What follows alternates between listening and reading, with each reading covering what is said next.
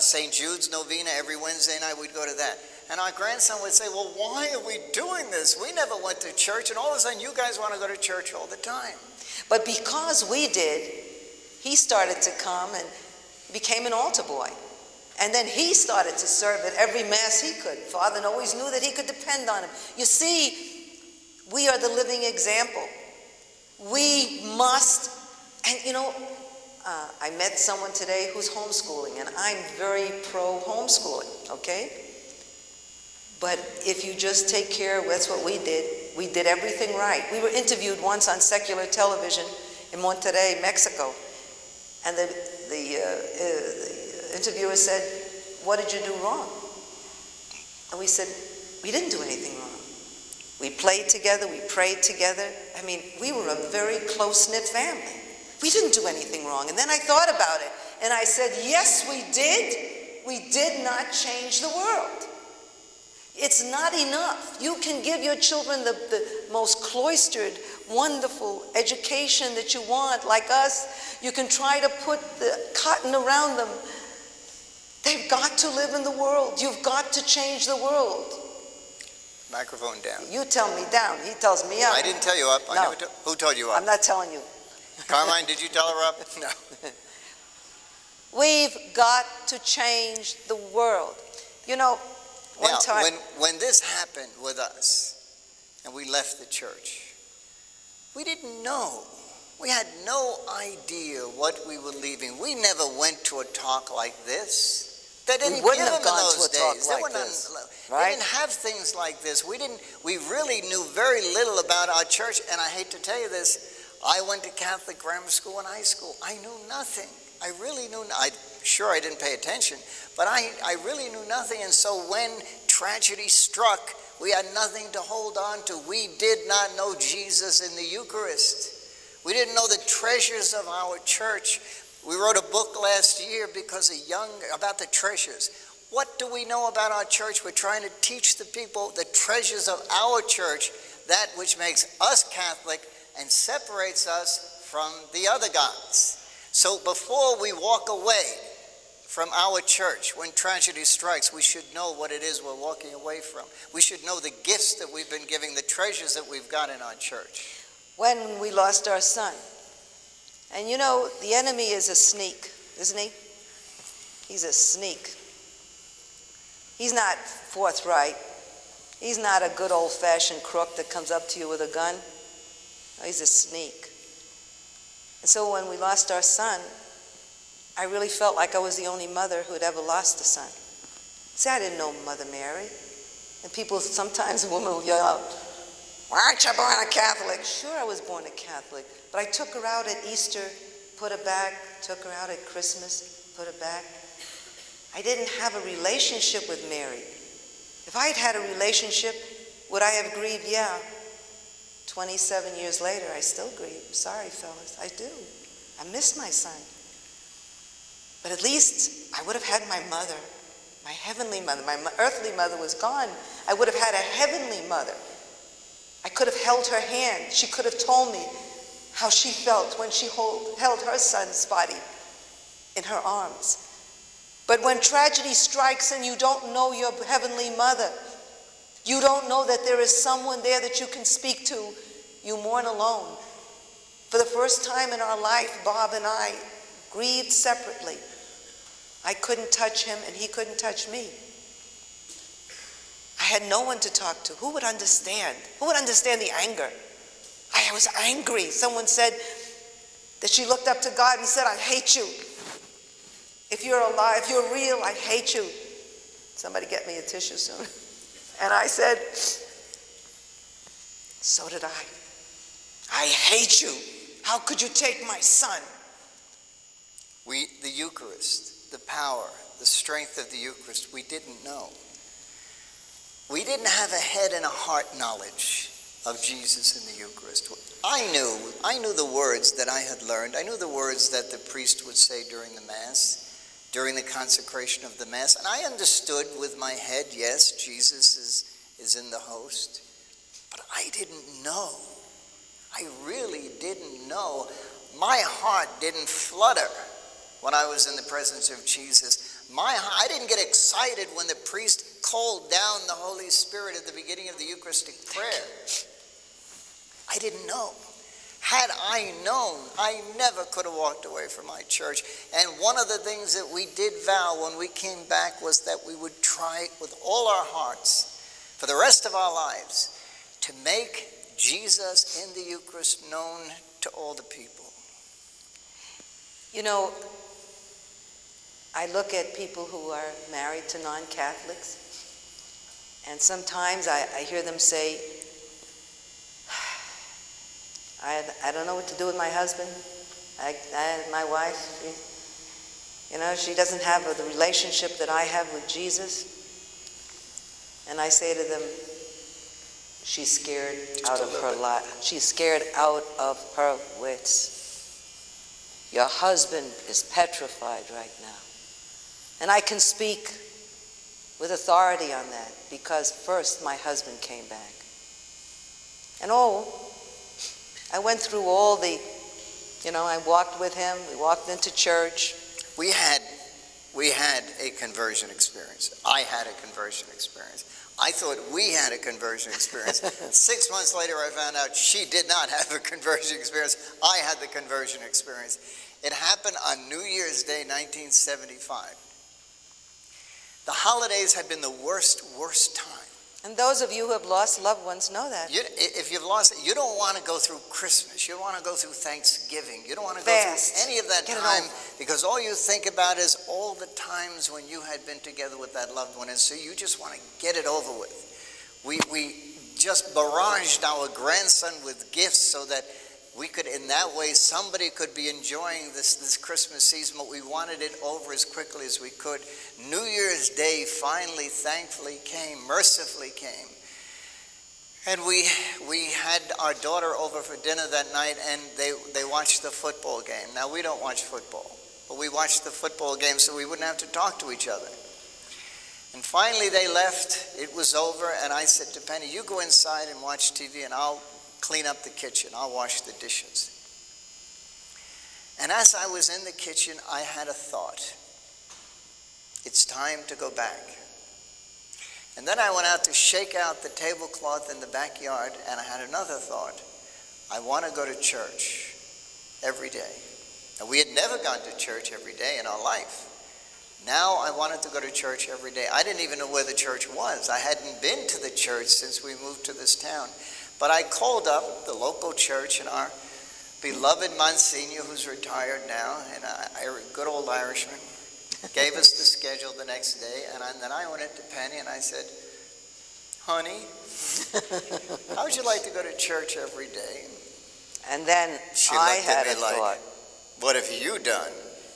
What did he do? But then I had another thought. You see, for 18 years, I'd listened to Bob and the children who were all well educated in the faith, and they would criticize the homily, and I didn't know the Eucharist. And we'd make fun. But I felt Jesus in the Catholic Church. I'd been to many churches because my father said, as long as there's a church, you got to go to church on Sunday. He didn't care. There wasn't a Catholic church there. He brought you to a Methodist church, a Presbyterian church, a Lutheran church. He didn't care. But I never felt Jesus anywhere but in the Catholic Church. And I didn't know why. So I would pray and I'd say, Lord, let him want to come to church. Just let him want to come. Because I know. Sometimes he'd sleep with his eyes open. You know how they do? And I was really hurt. I wanted him to be part of what I felt in the church. I said, and boy, I told you to take over in my son's life. The night my son died, I had just told the Lord, take him, he's yours. And you knew I didn't mean that, take him. Now for 18 years, I prayed that Bob would want to go to church, and now he's going to leave me, divorce me, and become a priest. I became so excited. That first day we went back to Mass, so excited. And as it turned out, our Monsignor was the celebrant. It wasn't the homily. He talked about the football games. Which we didn't understand. So that was nothing for. But when he raised the host in consecration, I was in tears. I was just in tears. And when the sign of peace came, I turned to Penny. I was crying. She was crying. We hugged each other, but what I didn't realize is that she wasn't crying for the same reason that I was crying for. I was back, and she thought I was going to divorce her and become a priest. This went on for 6 months. And I went through the motions. But you see, God has a plan. You know, when you talk about my husband we're not in the same place, it's frightening. She was frightened. Truly. And how do you compete with God? You know, if that is your competition, how do you compete with God?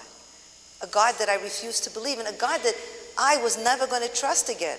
You see, when you say the Lord's Prayer, what does it mean to you?